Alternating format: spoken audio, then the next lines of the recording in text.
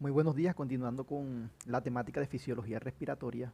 El día de hoy está comandada por mi persona, Alexander Vargas, residente de segundo año de anestesiología, para todos mis compañeros del posgrado y en especial para la doctora María Quiros, que es nuestra tutora. En el día de hoy estaremos hablando de modos ventilatorios no convencionales, pero tenemos que definir la palabra modo y definimos modo como un patrón particular de interacción entre el paciente y el ventilador.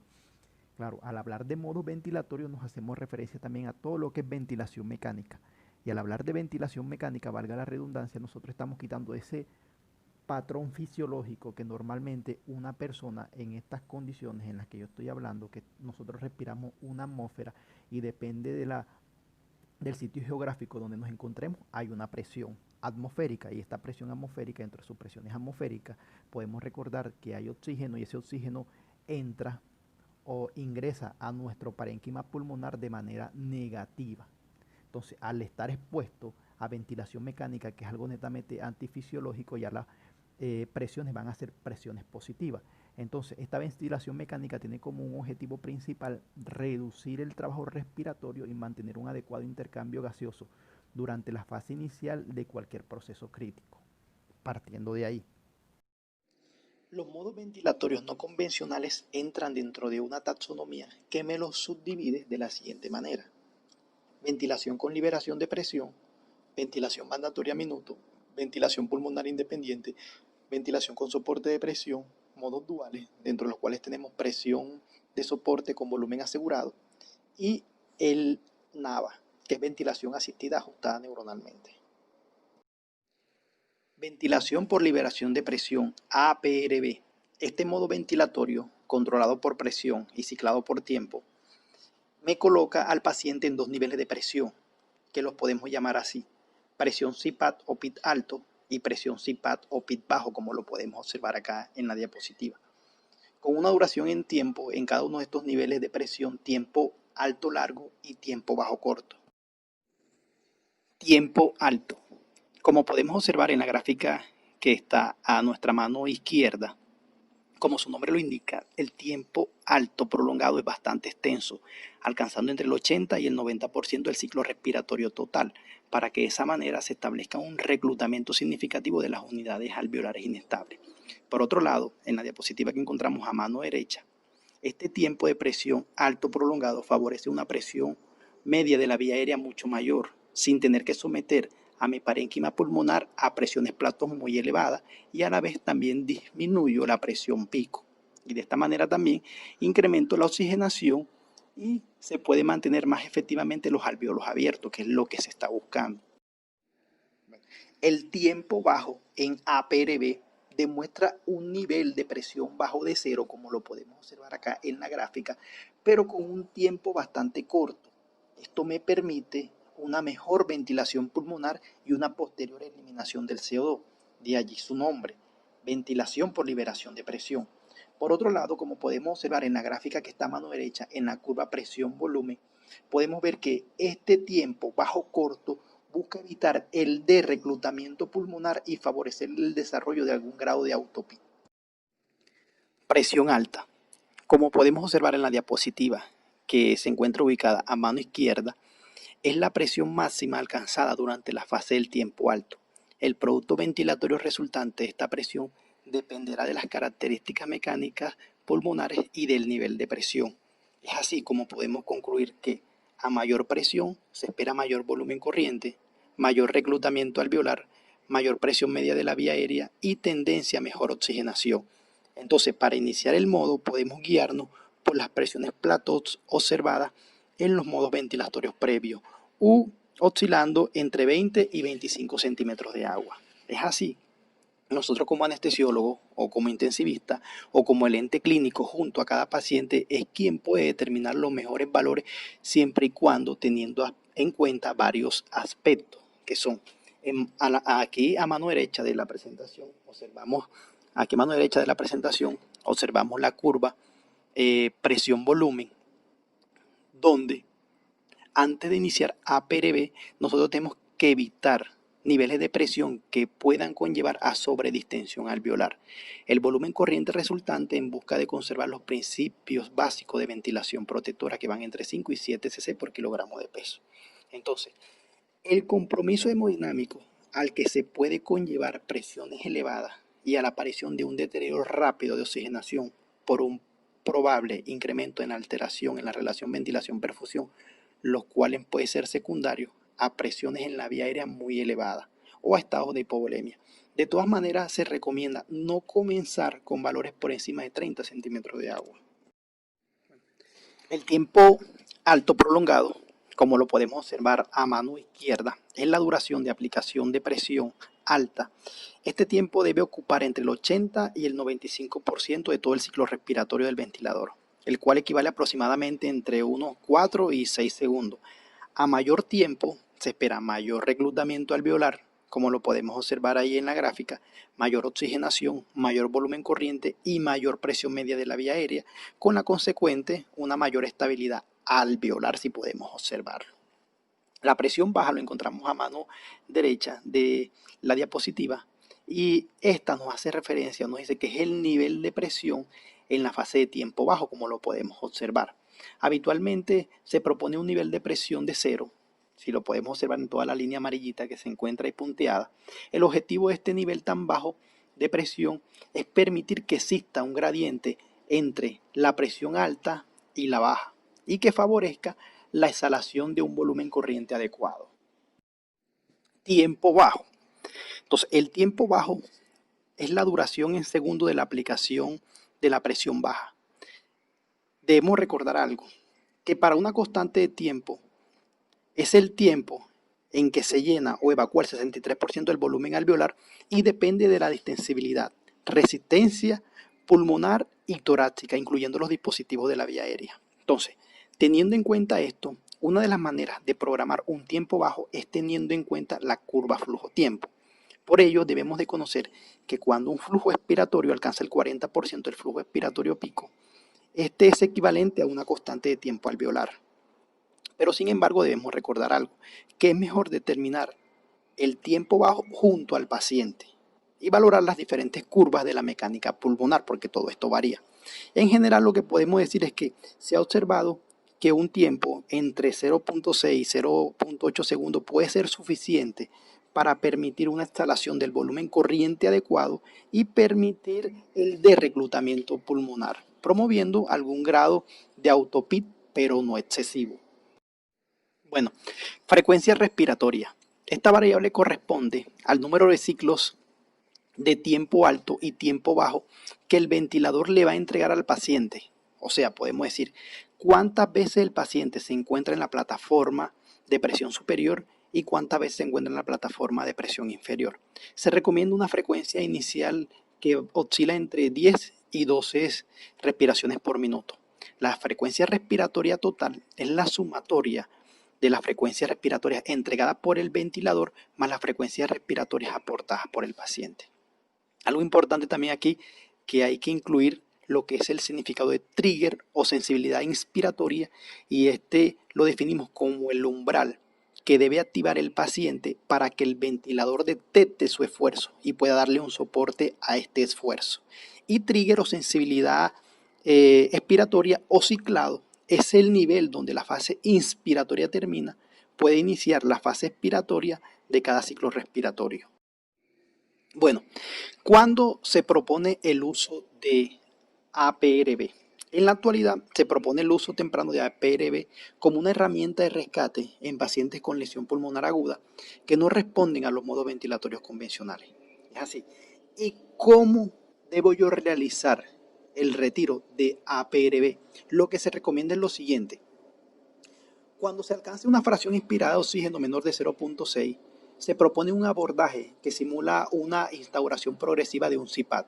Entonces, el cual consiste en un aumento progresivo del tiempo alto en 0.5 a 2 segundos y un descenso progresivo de la presión alta de 2 en 2 centímetros de agua, hasta alcanzar una presión alta de aproximadamente 14 o 16 centímetros de agua y un tiempo alto de 15 segundos, momento en el cual podemos iniciar CPAP con o sin presión soporte.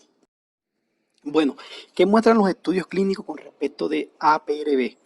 Los estudios clínicos reportados son con muestras muy pequeñas y en diferentes condiciones clínicas, pero lo que sí se puede decir es que ha mostrado mejoría en parámetros de oxigenación, menores presiones en la vía aérea, menores efectos hemodinámicos, mejoría de la entrega de oxígeno a nivel sistémico, pero sin poder demostrar ningún impacto significativo sobre la mortalidad. Pero lo que sí se puede concluir es que APRB es una estrategia ventilatoria alterna para pacientes con hipoxemias asociadas a fenómenos restrictivos que requieren aumento progresivo del soporte. APRB, sin embargo, busca también mejorar la oxigenación, promover el reclutamiento pulmonar y favorecer la actividad respiratoria espontánea. Además, también puede conllevar a prevenir mayor lesión pulmonar. Volumen mandatorio minuto.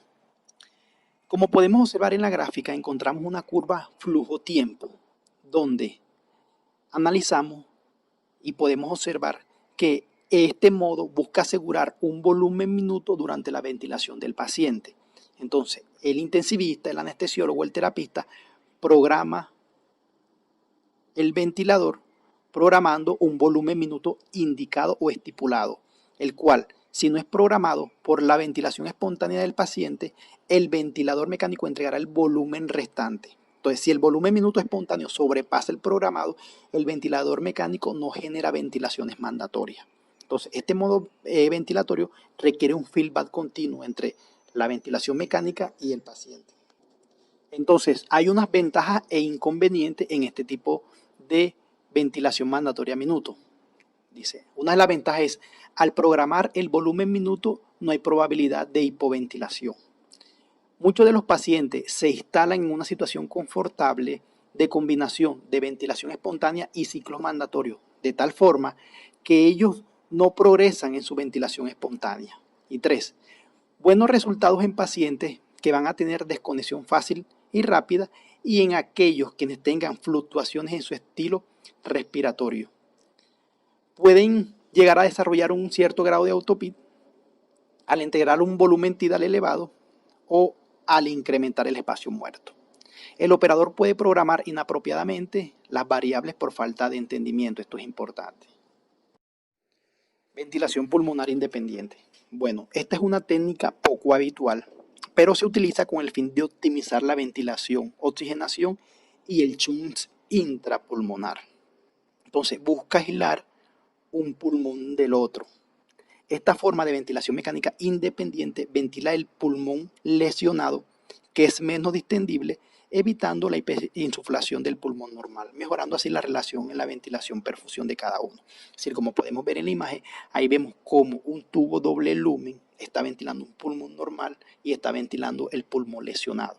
Ahí podemos observar que hay alteración en la relación ventilación-perfusión, que está menor a 1 en el pulmón normal, y hay un aumento en la presión arterial de oxígeno, si lo podemos observar, que está en 150 milímetros de mercurio, porque este pulmón está hiperinsuflado.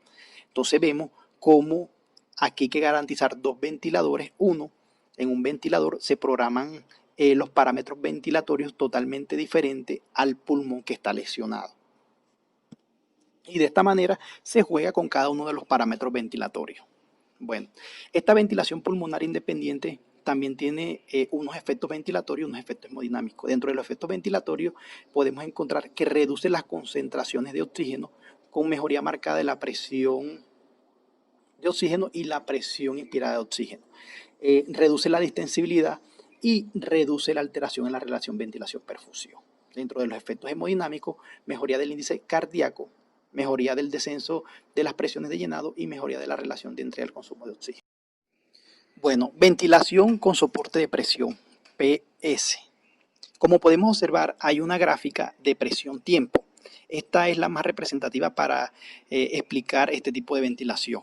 Entonces, podemos observar que el paciente inicia la inspiración y el ventilador le aporta la presión soporte, la cual se mantiene constante durante toda la fase inspiratoria, promoviendo el ingreso de un volumen de aire a la vía aérea.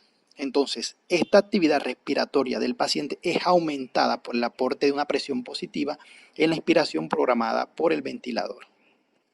Esta ventilación con soporte de presión PS tiene unas ventajas, que es el paciente controla la frecuencia respiratoria, el volumen y la duración de las respiraciones, es decir, es muy confortable para el paciente. La única desventaja que tiene es que puede no ser soporte ventilatorio suficiente si cambia las condiciones del paciente, es decir, si el paciente presenta fatiga o cambio en la complianza y la resistencia. Lo otro es que otra desventaja es que el nivel de soporte permanece constante sin importar el esfuerzo del paciente. Presión de soporte con volumen asegurado, VATS. En esta diapositiva que estamos observando está la curva volumen-tiempo y presión-tiempo. Al momento de ventilar un paciente, o se ventila por volumen o se ventila por presión, pero esta es la forma más esquematizada para explicar este modo ventilatorio. Entonces, este patrón ventilatorio, la ventilación puede ser iniciada por el ventilador, como lo observamos en el modo volumen, o por el paciente, como lo podemos observar en modo presión, y es entregada con una presión controlada. Entonces también el ventilador continuamente compara el volumen entregado con el volumen objetivo programado. Entonces, si este es menor, el ventilador aumenta el flujo pico para conseguir el volumen objetivo. Y si los volúmenes son iguales, entonces la respiración es como si fuera por presión de soporte o controlada por presión. Modos de control dual, respiración a respiración. Estos modos duales son limitados por presión y pueden ser ciclados por tiempo o por flujo. Este modo ventilatorio permite entregar un soporte de presión para lograr un volumen de gas predeterminado en cada respiración. Es decir, el ventilador mecánico mide ciclo a ciclo la distensibilidad y basado en estos datos programa una presión que logre movilizar el volumen corriente programado. Entonces, podemos observar en esta gráfica que observamos acá en la diapositiva, vemos la curva presión-tiempo y volumen-tiempo, donde podemos observar que la presión generada movilizará un volumen prefijado. Entonces, si las condiciones mecánicas varían, por ejemplo, mejora la distensibilidad, el volumen movilizado será mayor frente a menos resistencia, por lo que automáticamente la presión generada disminuye ajustándose para mantener el volumen corriente prefijado. Ventilación asistida ajustada neuronalmente, más conocida como NAVA. Es un nuevo modo de ventilación mecánica asistida, basado en la utilización de la señal obtenida de la actividad eléctrica diafragmática para el control del ventilador. La actividad eléctrica diafragmática representa directamente el impulso ventilatorio central y refleja la duración y la intensidad con la que el paciente desea ventilar. Durante la ventilación asistida ajustada neuronalmente, la asistencia inspiratoria mecánica se inicia en el momento en el que el centro respiratorio lo demande y el disparo es independientemente de cualquier componente neumático. Para que este modo ventilatorio sea efectivo, tiene que haber una señal eléctrica diafragmática que es impulsada de la siguiente manera. En una sonda nasogástrica convencional son colocados una configuración de 10 electrodos esofágicos. Es esencial posicionar los electrodos correctamente a ambos lados del diafragma utilizando como referencia la señal electrocardiográfica esofágica, registrada mediante los propios electrodos del sistema. Una vez en posición, se obtiene el registro de la actividad eléctrica de la porción crural del diafragma. Si podemos ver la imagen que está a mano izquierda, vemos cómo en la sonda nasogástrica se posicionan cada uno de estos electrodos. Y si podemos observar la letra C, donde miramos que las derivaciones superiores A y B registran la actividad de los electrodos proximales más cercanos a la región cardíaca. Y la onda P es mucho más prominente. Las derivaciones inferiores C y D registran la actividad de los electrodos distales, que muestran una disminución progresiva de la onda P. Una vez estos electrodos se encuentren en su posición correcta, tiene que haber una coordinación entre el centro respiratorio, diafragma y el ventilador mecánico. Entonces, si observamos a nuestra mano derecha el gráfico, vemos como el ciclo respiratorio se origina en el centro respiratorio, donde el impulso eferente respiratorio viaja por las motoneuronas del nervio frénico, que inicia la activación eléctrica del diafragma y origina su contracción mecánica. Esta posibilidad de utilizar la señal eléctrica diafragmática para el control del ventilador proporciona un modo neuronal de disparo y permite al centro respiratorio modular la asistencia ventilatoria mecánica de modo mucho más directo. Es así como nosotros podemos observar que los modos ventilatorios convencionales de disparo requieren que el impulso neuronal se traduzca primero en una contracción diafragmática efectiva, con el fin de lograr una adecuada expansión pulmonar y torácica para producir cambios de presión o flujos intratorácicos efectivos, que a su vez puedan ser transmitidos de modo eficiente para el circuito respiratorio del ventilador para su posterior correcta detección. La ventilación asistida ajustada neuronalmente tiene unas ventajas clínicas significativas que las podemos mencionar de la siguiente manera. Mejora la sincronía paciente-ventilador, presenta una mayor eficiencia del disparo ventilatorio, tiene un menor tiempo de respuesta, es independiente del componente neumático, no se afecta por las fugas y el ajuste del nivel de asistencia en el ciclo respiratorio es mucho más controlado. Además, está regulado por una respuesta central. Es directamente proporcional a la activación del diafragma y tiene una descarga, y la descarga muscular diafragmática es mucho más efectiva. Además, facilita la ventilación espontánea del paciente y tiene unas ventajas significativas para la ventilación en neonatos. Entonces, esto ha sido todo por hoy. Espero que les haya servido y nos estaremos viendo en una próxima ocasión. Muchas gracias y que Dios los bendiga.